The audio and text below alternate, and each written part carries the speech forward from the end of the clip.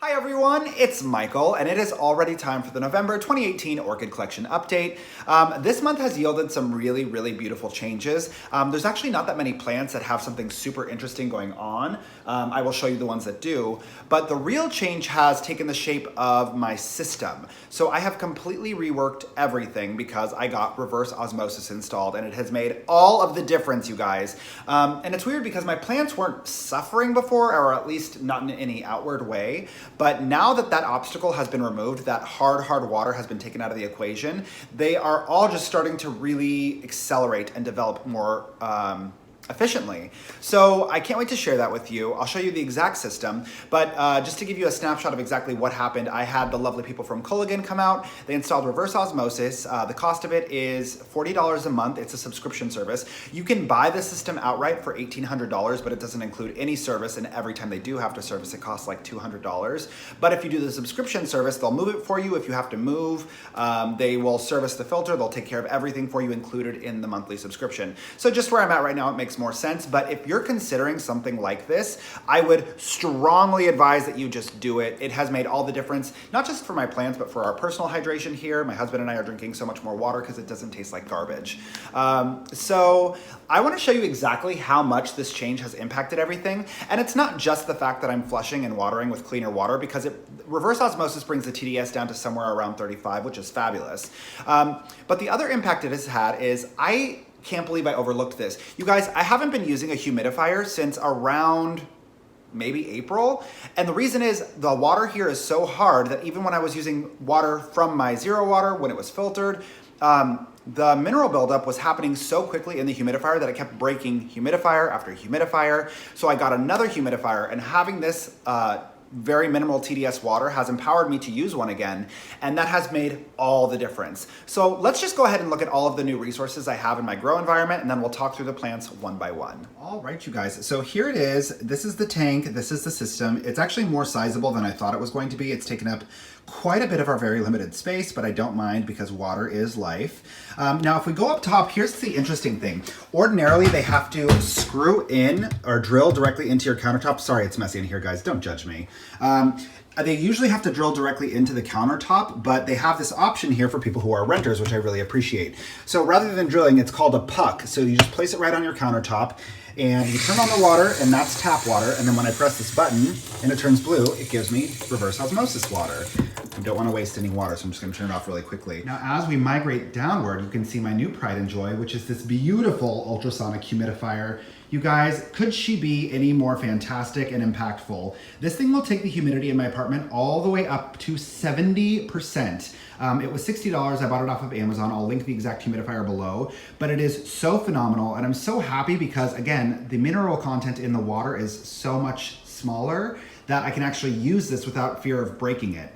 So this is I think it's called the It Vanilla. I don't know. But it's phenomenal. Again, I'll link that below. But this has made such a huge difference. This way you will see my other new pride and joy, which is my temperature and humidity monitor.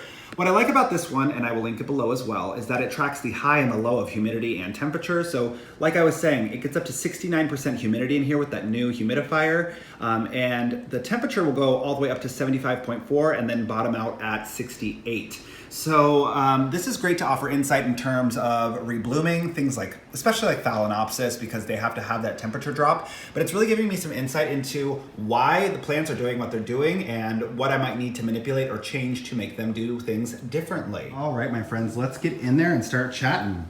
So we'll start with number 8 in the collection. This is my Banfieldara Mystic Maze. Now, what I want to point out on this guy is look how quickly this brand new pseudobulb has grown and matured. I'm super happy about that. Now, the tricky thing about this guy is it really did have to put out an entirely new root system to support itself. So you can see the difference between the new green roots. They're very verdant and healthy versus these old guys. They're just kind of gross. So I don't know if it'll have the energy to give me a bloom this year, but I'm really hoping it does. Now we're going to jump to number 12. This is my Oxlottery Prince Phalaenopsis. Now the real thing I wanted to highlight here was how quickly this responded to the elevated humidity. As soon as I started running this humidifier regularly, guys, it just spit out new roots everywhere. So I think that's a really positive sign. It's not like it's been struggling. The root system is obviously venturing everywhere, but these plants really are acutely aware of the humidity around them, which I know is such just like a no-brainer. but they respond so quickly to shifts in the environment. I just wanted to highlight that. Now we're gonna jump to number 16. This is my Catasetum Dapper Dots Nicolasa Tavares. And it's just doing amazing, you guys. Again, it is going through it's beginning to enter dormancy, so it's dropping its leaves. I just really wanna see a flower spike on this guy soon because it gave me 2 giant bulbs and I just really wanna see what happens with them. So now we'll jump to number 21. This is my Paphiopedilum Pinocchio Lowy hybrid. And what I wanna highlight on this one is how quickly it has also responded to having reverse osmosis water, because it was putting out roots very, very, very slowly. But as soon as I started flushing again with reverse osmosis, look what the root system did. And I feel like it did this overnight, you guys. I'm not crazy. I swear that it was not here before. But look at it go. I've never seen it like this before. And look how healthy its new fan is. It's just coming in so beautifully, so happy. So that's a really positive sign. I really hope I think this will probably give me a flower spike this year if I'm lucky. So let's stay optimistic. Now we'll jump to number 25. This is my Epidendrum Green Hornet. Now what I wanted to highlight was how quickly it put out this new growth. It already has a nice little sheath for a flower spike. The new growths are so healthy, which makes me thrilled because when I improperly packed this, I incurred a lot of bacterial rot on my plants. So it's just wonderful to see it correcting itself and to do it so quickly. So that's wonderful. Now again, number 28, this is my mini Cattleya Purple Blue Hawaii. And it's just dominating. It's putting out new growth after new growth everywhere. This one always wants to be in bloom and I'm not mad about that. So I just wanted to point that out. Again, I keep saying it, I do need to repot it, but I just can't find anything that makes sense that's large enough to put this into. Now we'll move on to number 31. This is my Wild Willy Pacific Bingo. Now this one is interesting because this had the record turnaround time for me as it pertains to giving me a new pseudobulb and flower spike. Now, I don't think it's gonna do that this year because I really damaged the root system in the process of transitioning this from Colorado to California. And the evidence of that is, look how small the new pseudobulb is, you guys. It is a baby in comparison to the other more established growths. Now it has put down a new root system. Again, you can see the verdant new root system coming in there, but it really did take a beating this year, so I don't think it'll give me a flower spike. Now I'm filming this one out of sequence. This is number 34. This is my Ludicea discolor.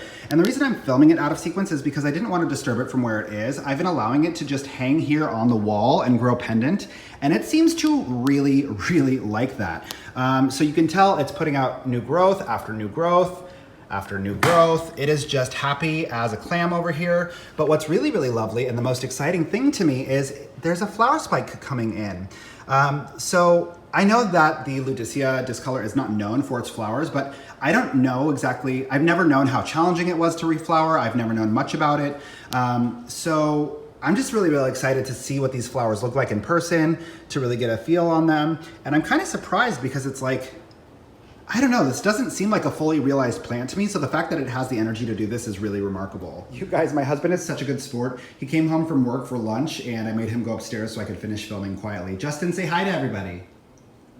He doesn't want to say, he's so shy. But this is number 36. This is my SVO Black Pearl Fret Clarkiara.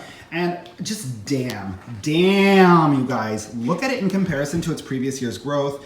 It is just doing so amazing. If somebody has a lot of experience with this plant, can you tell me, when can I expect to see a flower spike? Because I want it now. It's just a giant bulb. And I just feel like this on video doesn't do it justice, but yeah, just really anticipating seeing a flower spike. Now we're gonna jump to number 43. This is my Encyclia tampensis seedling. Now you guys may remember I got this when I got my little orchid flask of these guys, and this is one of the 3 remaining survivors. Now the interesting thing I wanted to point out here is after I put this addition of sphagnum moss, it started to do better, and then after incorporating reverse osmosis water, it is putting out so many new roots. And this is the very first time that I'm actually seeing it begin to circle the container.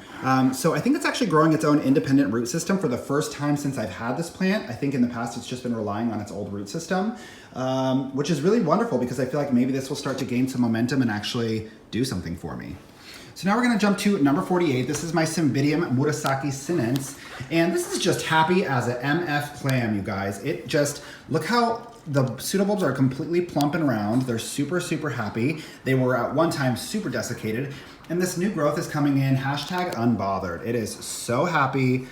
So I really don't know. I don't know what I should be doing with this. I've heard so much mixed feedback about people saying theirs did really well in semi-hydro, theirs did really terribly in semi-hydro. I don't know if I need to give it any special environmental swings and how I would go about that in this grow system. But I do know that for now it's doing really well, especially for having only 2 pseudobulbs left when I initially got it, after removing all of the rotting matter. So that's really positive. Now we'll jump to number 52. This is my Renanthera calsum. This is the plant I got while I was in Honolulu. And it's so interesting. It just is putting out roots like nobody's business. And I was like, oh, maybe it really doesn't like semi-hydroponics because all of them are growing out of the medium. Now, that's not true because, where is it? You have this new root over here that ventured over and now it's starting to grow downward. So that makes me super happy. I also thought that the leaves were stunted, which tends to happen when you convert a plant to semi-hydroponics. It takes a while to readjust to everything. This growth is continuing to develop as the new leaf comes in. So it's not quite like a Phalaenopsis in that way where if you see a new leaf, the other one has stopped growing. So that's kind of interesting. And same principle applies here. If you look in the dead center, there's a new leaf coming in and this one looks like such a little baby, but this one will actually grow to probably match this size here. So I think that's a really positive sign. Again, this is my first time growing a plant like this, so we'll see how it goes from here.